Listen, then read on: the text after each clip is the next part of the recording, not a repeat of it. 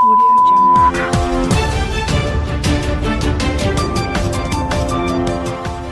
नमस्कार, ये रेडियो वर्षा है। अब आप पल्लव से वर्षा टाइम्स सुनिए।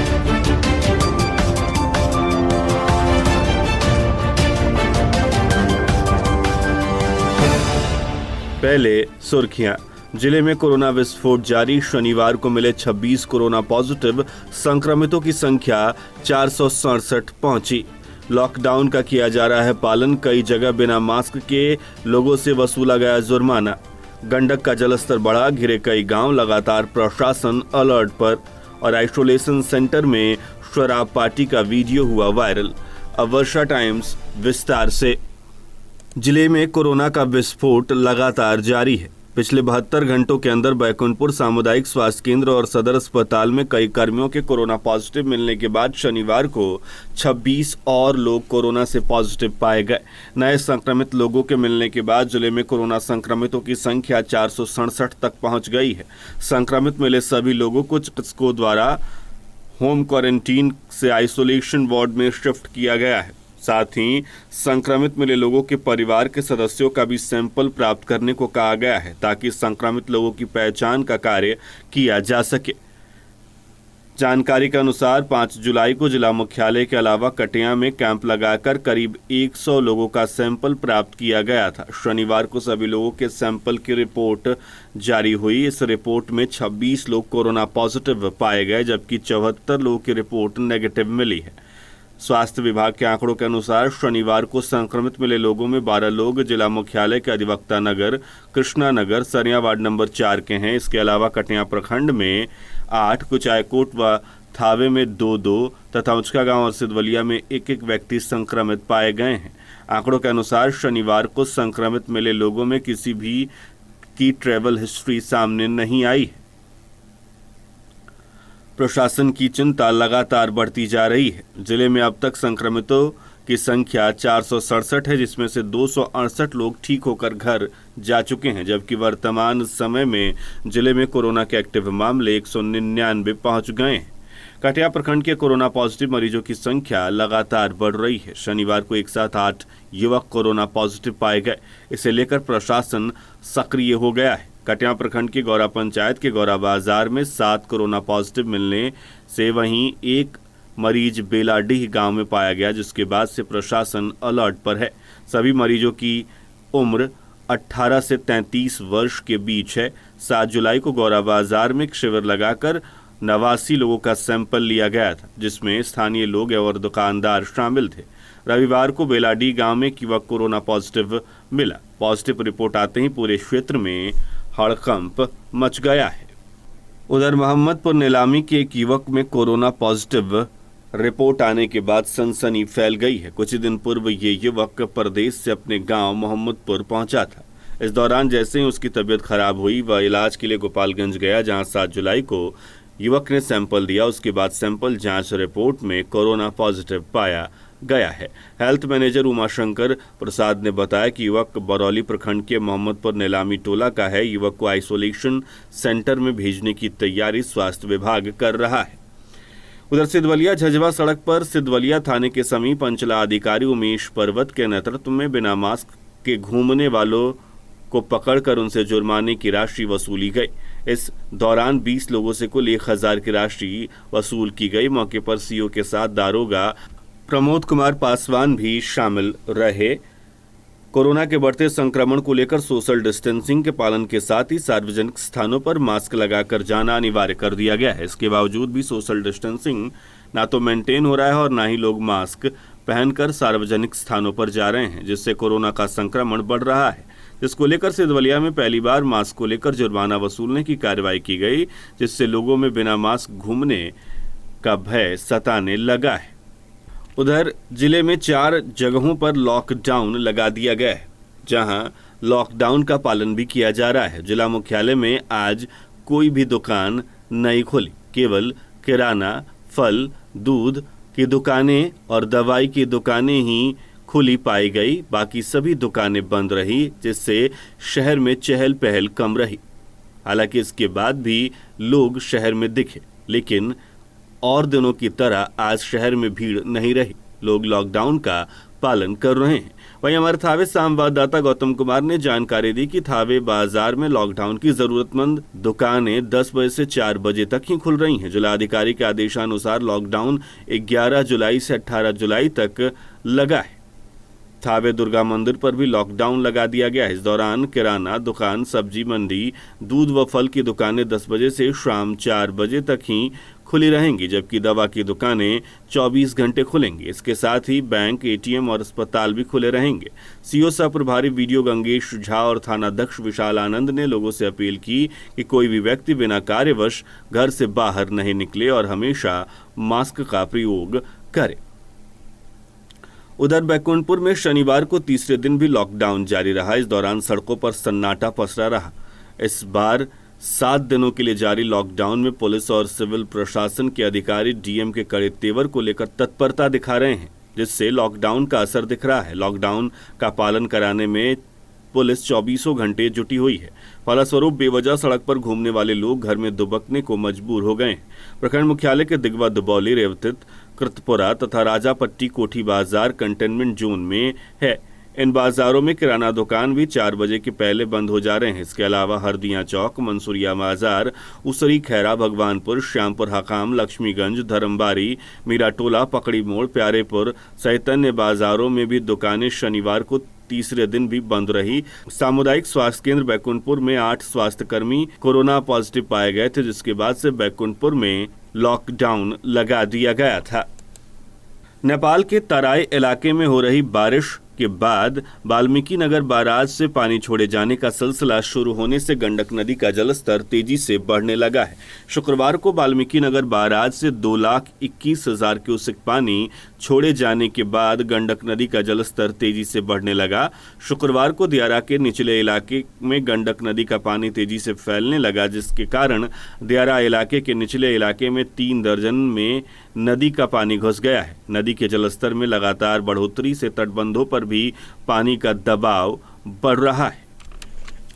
उधर बाढ़ की स्थिति को देखकर लगातार प्रशासन हाई अलर्ट पर है। वरीय समर्था और अंचल पदाधिकारी ने गंडक नदी में बढ़ रहे पानी और सारण तटबंध का जायजा लिया है। हमारे माझागढ़ संवाददाता सुदेश प्रसाद श्रीवास्तव ने जानकारी दी कि 3 दिनों से लगातार हो रही बारिश और नेपाल से पानी छोड़े जाने के बाद गंडक के जलस्तर में हो रही बढ़ोतरी को लेकर वरीय समर्था नेहा कुमारी, अंचल पदाधिकारी शाहिद अख्तर ने गौसिया गंडक का जायजा लिया। जायजा लेने के बाद उन्होंने कहा कि गंडक नदी में पानी का स्तर बढ़ रहा है, लेकिन खतरे के निशान से नीचे है।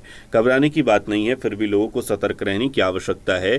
जो लोग सुरक्षित स्थान पर रहना चाहते हैं वो सुरक्षित स्थान पर जा सकते हैं। वहीं दूसरी तरफ सारण तटबंध का जायजा भी लिया गया। कहीं भी बांध में रेनकट नहीं पाया गया है। जहाँ रेनकट है वहाँ बोरे से मिट्टी भरकर मरम्मत की गई है। वहीं अंचल पदाधिकारी शाहिद अख्तर ने बताया कि किसी भी स्थिति में उससे निपटने की पूरी तैयारी है तथा लोगों को नदी से आने जाने के लिए 3 नाव की व्यवस्था की गई है।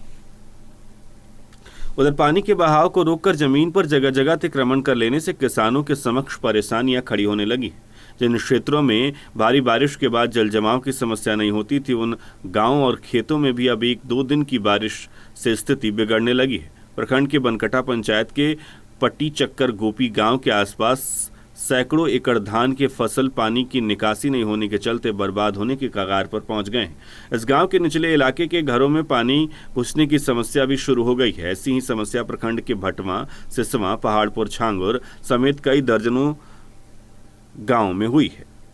पटचक्र गोपी निवासी विष्णुदेव भगत, दिनेश शर्मा, शिवनाथ कुशवाहा, जालिम राम आदि ने बताया कि कुछ सालों पहले तक भारी बरसात के बाद भी गांव के अंदर खेतों में जल जमाव की कोई समस्या नहीं थी। कई दिन लगातार बारिश होने के बाद भी आसानी से स्वाभाविक बहाव से बहते हुए उदकरा, सोनौला आदि गांव के किनारे से होते हुए दाहा नदी में पानी समा जाता था। लेकिन एक एक कर लोगों ने पानी के बहाव के रास्ते पर अतिक्रमण कर अपना घर बना लिया। इसके साथ ही अपने अपने खेतों के सामने पानी के बहाव के लिए बनाए गए पुलियों को लोगों द्वारा बंद कर दिया गया, जिससे लगातार जल जमाव हो रहा है, जिससे फसलों को काफी नुकसान पहुंच रहा है। उधर वीडियो कुचायकोट दीपचंद जोशी ने कहा है कि पानी के बहाव के रास्ते पर अतिक्रमण करने तथा पुल पुलियों का मुहाना बंद करने के कारण जलजमाव की स्थिति उत्पन्न हो रही है। सर्वे पूरा होने के बाद बहाव के रास्ते और अतिक्रमण से मुक्त कराने के साथ ही पुल पुलियों का मुहाना खोलने की दिशा में कार्यवाही की जाएगी। अब हाईवे के किनारे स्थित स्कूलों तथा हाईवे से मिलने वाली सड़कों के क्रॉसिंग के पास वाहनों की रफ्तार पर लगाम लगाई जाएगी। शहर तथा कस्बाई बाजारों के पास हाईवे पर होने वाले हादसे को रोकने के लिए अब राष्ट्रीय राजमार्ग प्राधिकरण ने पहल की है। इस पहल के तहत NH-28 के किनारे स्थित स्कूलों के पास रंबल स्ट्रिप तथा जेबरा क्रॉसिंग बनाया जाएगा। इसके साथ ही जहां सड़कें आकर हाईवे से मिलती हैं वहां भी रंबल स्ट्रिप बनाया जाएगा ताकि हादसे के दृष्टिकोण से डेंजर जोन बने और इन जगहों पर रंबल स्ट्रिप के कारण वाहनों की रफ्तार धीमी हो जाए। हाईवे पार करने के दौरान स्कूली बच्चों तथा वाहन की चपेट में आने वाले लोगों की संख्या लगातार बढ़ रही है। सीमावर्ती उत्तर प्रदेश में NH-28 पर ऐसे स्थानों पर रंबल स्ट्रिप तथा जेब्रा क्रॉसिंग बनने के बाद जिले से गुजरने वाले इस हाईवे पर हादसों की संभावना वाले स्थान पर वाहनों की रफ्तार पर लगाम लगाने की कवायद शुरू कर दी गई है। अब किसी भी विद्यालय के प्रधानाध्यापक BRC तथा CRC के पद पर कार्य नहीं करेंगे। जिला कार्यक्रम पदाधिकारी सर्व शिक्षा अभियान ने सभी BEO को उनके प्रखंड क्षेत्र के प्रधानाध्यापक पद पर पदोन्नत BRP और CRC को उनके मूल विद्यालय में योगदान करने के लिए तत्काल विरमित करने का निर्देश दिया है। उन्होंने कहा कि कई शिक्षक प्रधानाध्यापक पद पर पदोन्नत होने के बावजूद BRP और CRC पद पर बने हुए हैं, जबकि 27 दिसंबर 2019 को जिला शिक्षा पदाधिकारी की अध्यक्षता में हुई BRP और CRCC चयन समिति की बैठक में सभी BEO ने पत्र लिखकर दिया था कि उन्हें प्रखंड में अब कोई भी BRP और CRCC प्रधानाध्यापक नहीं है। ऐसी स्थिति में प्रधानाध्यापक पद पर पदोन्नत सभी BRP और CRCC को तत्काल प्रभाव से उनके मूल विद्यालय में योगदान करने के लिए विरमित किया जाए। हालांकि इस निर्देश के बाद भोरे की BRP बिमला कुमार ने पद से विरमित होकर अपने विद्यालय में प्रधानाध्यापक पद पर योगदान नहीं किया है। ऐसा तब है जब BRP बिमला कुमारी को 30 जून को ही DPO ने आदेश जारी कर विद्यालय में 24 घंटे के अंदर योगदान करने का पत्र निर्गत किया था। उधर हमारे माझागढ़ संवाददाता सुधीश प्रसाद श्रीवास्तव ने जानकारी दी है कि प्रखंड मुख्यालय के मुख्य बाजार में जाने वाली सड़क पर 2 फीट जल जमाव के बीच आने जाने वाले राहगीर परेशान हैं। राहगीरों का कहना है कि बाजार में प्रत्येक वर्ष लाखों रुपए राजस्व की वसूली होती है, लेकिन इस बाजार में व्यापारियों के ना शेड की व्यवस्था है और ना ही बरसात के पानी की निकासी के लिए नाले की व्यवस्था है, जिसके चलते बरसात के शुरुआती दौर में ही 2 फीट तक जल जमाव सड़क पर हो गया है। इस जल जमाव के बीच लोगों को आने जाने में काफी परेशानी हो रही है। कई लोग तो गिर के घायल भी हो रहे हैं। अंग्रेजों भारत छोड़ो आंदोलन के पुरोधा रहे प्रखंड क्षेत्र के संग्रामपुर रायमल गांव के निवासी स्वतंत्रता सेनानी स्वर्गीय रामधेनी शाह को उनके 36वें पुण्यतिथि पर श्रद्धापूर्वक याद किया गया। इससे संबंधित क्षेत्र के संग्रामपुर रायमल गांव स्थित स्वतंत्रता सेनानी आश्रम परिसर में एक समारोह का आयोजन किया गया, जिसका नेतृत्व मीरगंज थाना रोड में संचालित केनम अस्पताल के इंचार्ज डॉक्टर सुभाष चंद्र गुप्ता ने की। आयोजित समारोह में श्रद्धालुओं ने उनके आदमकद प्रतिमा पर पुष्प और माल्यार्पण कर उन्हें याद किया। अपने संबोधन में उनके प्रपौत्र डॉक्टर सुभाष चंद्र गुप्ता ने उनके जीवन चरित्र पर विस्तृत प्रकाश डालते हुए उनके महान स्वतंत्रता सेनानी होने की बात कही। कटिया थाने के सिद्धवनिया गांव के एक युवक की मौत सऊदी अरब में हो गई है। मौत का कारण हार्ट अटैक बताया जा रहा है। सिद्धवनिया गांव निवासी शमशूल होदा के पुत्र समीम अहमद पिछले 2002 से सऊदी अरब के रियाद शहर में नेपको पेपर प्रोडक्ट कंपनी में आर्ट कोऑर्डिनेटर के पद पर काम करते थे। वो अपने मां बाप के इकलौते पुत्र थे। समीम अहमद पूरे गांव में काफी लोकप्रिय और मिलनसार भी व्यक्ति माने जाते हैं। इनकी मौत की खबर से पूरे गांव में मातम फैल गया है। कटिया थाना क्षेत्र के तेतरिया जगरनाथा में सर्पदंश से किशोरी की मौत हो गई। बताया जाता है कि तेतरिया जगरनाथा गांव निवासी निजामुद्दीन अंसारी की 11 वर्षीय पुत्री नसीमा खातून शुक्रवार की रात अपने घर में सोई हुई थी। देर रात उसके पैरों में सर्प ने काट लिया। आनन फानन में इलाज के लिए उसे फाजिल नगर पहुंचाया गया, जहां उसकी मौत हो गई।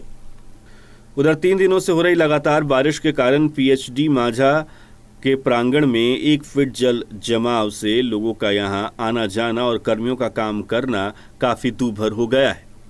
साथ ही जल जमाव के साथ बदबू भी संक्रामक रोगों को आमंत्रित कर रही है। कर्मचारियों का कहना है कि वो इस स्थिति में काम नहीं कर सकते हैं। वहीं इसी थाना क्षेत्र के दानापुर गांव में सोनू सहनी और मुजाहिदीन अंसारी के बीच पेड़ से पत्ता तोड़ने के विवाद में मारपीट हो गई, जिसमें घायल 2 व्यक्तियों को स्थानीय स्वास्थ्य केंद्र में भर्ती कराया गया है। कटिया बनकटा पथ पर रानीपुर गांव के समीप पुलिस ने उत्तर प्रदेश से शराब लेकर आ रहे 2 बाइक सवार धंधेबाजों को गिरफ्तार कर लिया। इस दौरान पुलिस ने 2 बाइक सहित 276 बोतल शराब जब्त की है। फुलवरिया थाना क्षेत्र के संग्रामपुर रायमल गांव में भूमि विवाद को लेकर एक दबंग ने एक ग्रामीण के घर पर धावा बोलकर लाठी डंडे से मारपीट कर एक महिला समेत 3 लोग को घायल कर दिया। इस घटना के बाद आसपास के लोगों ने सभी घायलों को प्राथमिक स्वास्थ्य केंद्र भर्ती कराया, जहां महिला की हालत गंभीर देखकर चिकित्सकों ने उसे सदर अस्पताल गोपालगंज रेफर कर दिया है। घायलों का बयान दर्ज कर पुलिस मामले की छानबीन कर रही है। उधर थावे थाना क्षेत्र के पिठौरी गांव में आपसी विवाद को लेकर हुई मारपीट में 3 लोग घायल हो गए। घायलों का इलाज सदर अस्पताल में चल रहा है।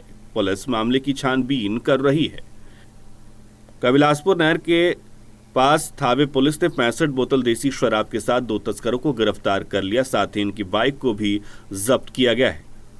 कुचायकोट थाना क्षेत्र के गोपालपुर गांव में मारपीट कर वृद्ध की हत्या मामले में एक आरोपी को पुलिस ने गिरफ्तार कर लिया। मामले में मृतक की पत्नी कलावती देवी ने थाने में 15 लोगों पर नामजद प्राथमिकी दर्ज कराई थी। उधर आइसोलेशन सेंटर में शराब पार्टी का वीडियो वायरल हो गया है। सिधवलिया के झज्जवा आइसोलेशन सेंटर में चल रही शराब पार्टी का वीडियो वायरल हुआ है। डीएम ने जांच के आदेश दिए हैं। स्वास्थ्य विभाग की बड़ी लापरवाही इससे सामने आ रही है।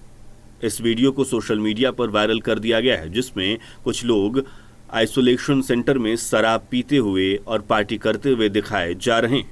अब अंत में सुर्खियां एक बार फिर। जिले में कोरोना विस्फोट जारी। शनिवार को 26 कोरोना पॉजिटिव पाए गए। संक्रमितों की संख्या 467 पर पहुंची। लॉकडाउन का किया जा रहा है पालन। कई जगहों पर बिना मास्क के लोगों से वसूला गया जुर्माना। गंडक का जलस्तर बढ़ा, घिरे कई गांव।